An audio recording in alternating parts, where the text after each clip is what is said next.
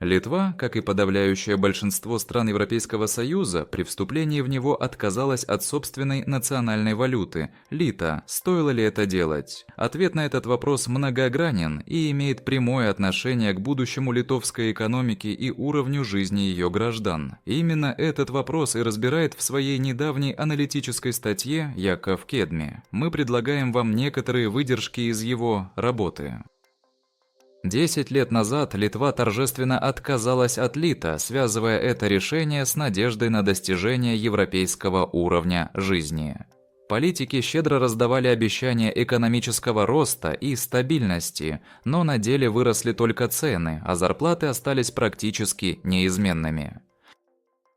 1 января 2015 года тогдашний премьер-министр Литвы Альгирдас Буткевичус устроил настоящее представление, лично сняв с банкомата первую 10-евровую купюру. Под взглядами журналистов в окружении министров и финансистов он торжественно пообещал, что в скором времени литовцы будут жить так же хорошо, как жители Германии и Франции. «Нужно лишь немного потерпеть», – призывал он.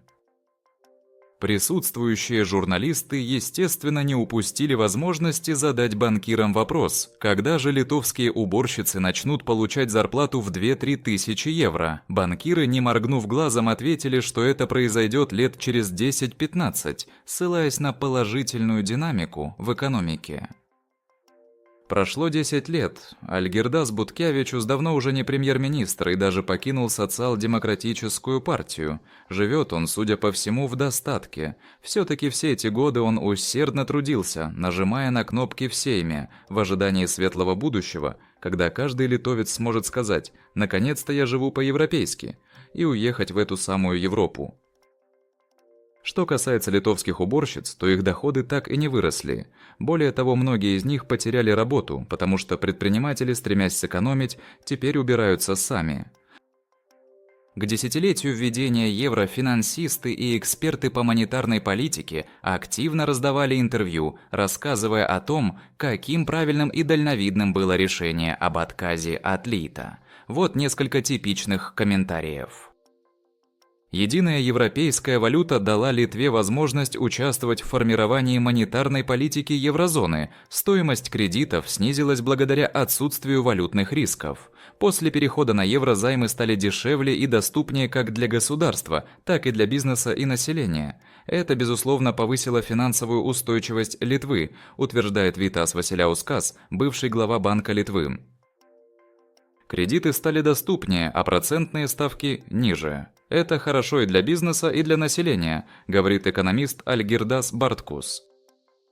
Евро очень выгоден для таких маленьких стран, как Литва, у которых нет собственного полного производственного цикла и энергоресурсов, заявляет финансист Нериус Мачулис. Индра Пикчене, экономист банка Šiaulių Bankas, считает, что евро помог Литве преодолеть сложности последних лет и привлечь инвестиции. Какие именно сложности и какие инвестиции, она не уточняет. Экономика Литвы сбалансирована, устойчиво развивается, долги под контролем. За 10 лет мы многого добились, говорит она. Однако и с литом Литва не была в кризисе. Например, государственный долг контролировался не менее эффективно. Похоже, что у Пикчене и других экспертов нет веских аргументов в пользу евро. Инфляция, которая считается главным недостатком единой европейской валюты, не выделяла Литву среди других стран Центральной и Восточной Европы, которые не вступили в еврозону. Цены за 10 лет выросли всего лишь в 1,5 раза. В Польше, Венгрии, Румынии, Чехии примерно на том же уровне. В Польше в 1,5 раза, в Румынии и Чехии на 53%, в Венгрии на 68%, утверждает Пикчене. Это лишь подтверждает, что соседние страны, сохранив национальные валюты, ничего не потеряли. А что же выиграла Литва? Экономисты ссылаются на повышение безопасности, но это сомнительно. Польша со своим злотым сегодня находится в гораздо более безопасном положении, чем Литва с евро. Варшава может рассчитывать и на себя, и на союзников, а Вильнюс только на союзников. Единственное преимущество Литвы – снижение процентных ставок по кредитам и устранение валютных рисков. Но это сомнительный плюс, учитывая рост государственного долга. Министр финансов Римантас Шаджус понимает, что национальная валюта – это важный атрибут независимости государства. Контролируя курс национальной валюты, правительство может оперативно реагировать на глобальные экономические изменения. В еврозоне же все решения принимаются в Брюсселе. Что касается негативных последствий введения евро, то Литва избежала их только благодаря тому, что все издержки легли на плечи малообеспеченных граждан. Финансовый кризис 2008-2009 годов, пандемия COVID-19, энергетический кризис, гонка вооружений – все это оплачивалось из кармана налогоплательщиков, в то время как 10% населения невероятно разбогатели, а 26% оказались за чертой бедности. Не успел стать олигархом, сам виноват, горько шутят рядовые литовцы. Многие из них с ностальгией вспоминают литы. 100 литов – это были деньги, а 100 евро – это хватит лишь на пару походов в магазин. Действительно, на среднюю зарплату 2014 года, примерно 2000 литов, можно было приобрести намного больше товаров и продуктов, чем сейчас на 1500 евро. Любопытный факт. По словам Эдиты Лисинскайте из Банка Литвы, даже сейчас, спустя 10 лет после введения евро, люди продолжают приносить литы на обмен. Старые купюры находят в самых неожиданных местах – в книгах, в шкафах, на антресолях. За 10 лет жители Литвы обменяли 5 миллиардов 400 миллионов литов, 1 миллиард 560 миллионов евро. Лисинскайте сообщает, что в обращении до сих пор находится около 300 миллионов литов банкнотами и 100 миллионов литов монетами, всего 400 миллионов литов, что в пересчете на евро составляет 86,9 миллионов и 29 миллионов соответственно. Курс обмена составлял 3,45 лита за 1 евро. Стаканчик кофе, цена которого до перехода на евро была 2 лита, стал стоить 2 евро или 6 литов 90 центов. Власти в лице премьер-министра Буткевичуса обещали не допустить резкого подорожания, но эти обещания остались невыполненными. Цены выросли, а зарплаты нет. Латвия и Эстония, которые вступили в еврозону на год раньше, в январе 2014 года, предупреждали Литву о возможных негативных последствиях. Но литовское правительство проигнорировало эти предупреждения. В результате все три балтийских тигра через 10 лет превратились скорее в мокрых котят.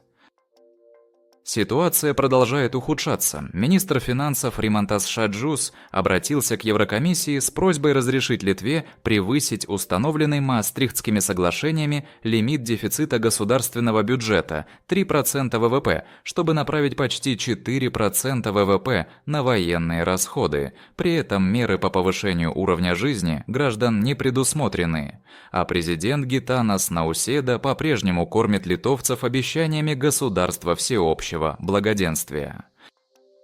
Новый европейский период в истории Литвы начался с новых налогов. С 1 января 2025 года были повышены акцизы на алкоголь и табак, якобы для финансирования обороны. В Литве продолжается рост цен на электроэнергию и газ. Газ подорожает из-за роста мировых цен. Ожидается также повышение цен на бензин и дизельное топливо, а вслед за ними и на все остальные товары и услуги. «Мы находимся на новой волне инфляции. Хочется верить, что она будет небольшой», говорит Линас Витаутас Карлавичус, предприниматель, работающий в энергетическом секторе. Прошло 10 лет с тех пор, как Литва ввела евро, но обещанного европейского уровня жизни рядовые литовцы так и не дождались. Многие из них, как и прежде, живут от зарплаты до зарплаты. Уважаемые зрители и слушатели, согласны ли вы с выводами Якова Кедми? Напишите свое мнение в комментариях. Нам особенно интересно мнение жителей Литвы. Какие темы вы бы хотели обсудить в наших следующих выпусках? Если вам понравилось видео, поставьте лайк и подпишитесь на канал. Впереди еще много интересного. Спасибо за просмотр.